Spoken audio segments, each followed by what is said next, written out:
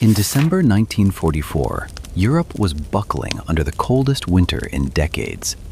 Allied soldiers were freezing in the Ardennes forest, their wet clothes turning to ice on their bodies.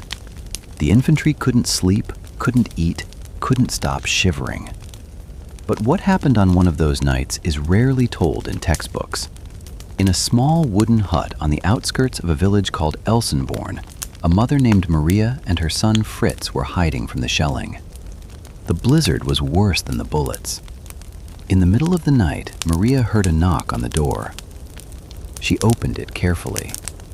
There, standing in snow up to his knees, was a young American soldier in his 20s. His name was James.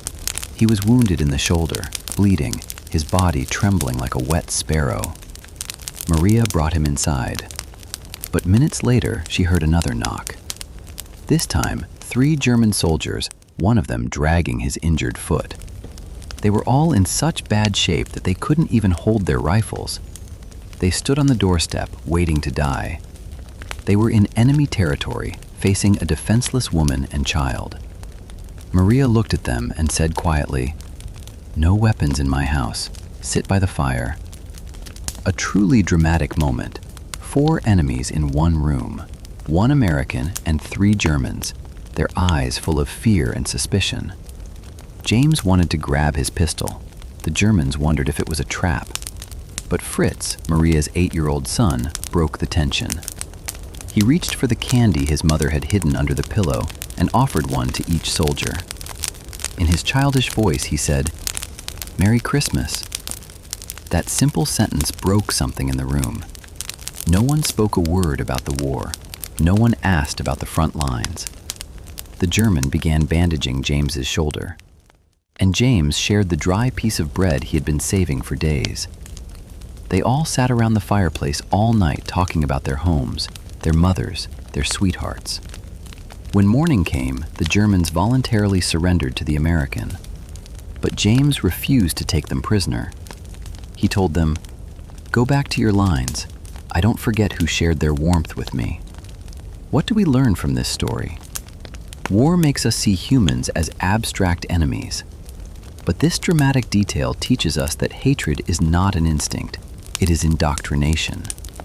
When a person is stripped of his military uniform, left without a weapon, suffering the same cold and hunger, the enemy disappears and the real human being appears. What we can learn. 1. The real enemy is not the soldier, but the idea of war itself.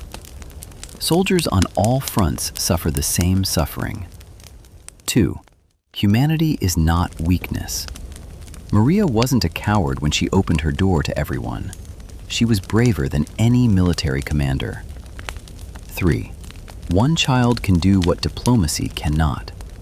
A simple word, a small piece of candy, an innocent look can melt mountains of hostility. Finally, you don't learn history to repeat its wars. You learn history to know how to stop fighting before the battle begins.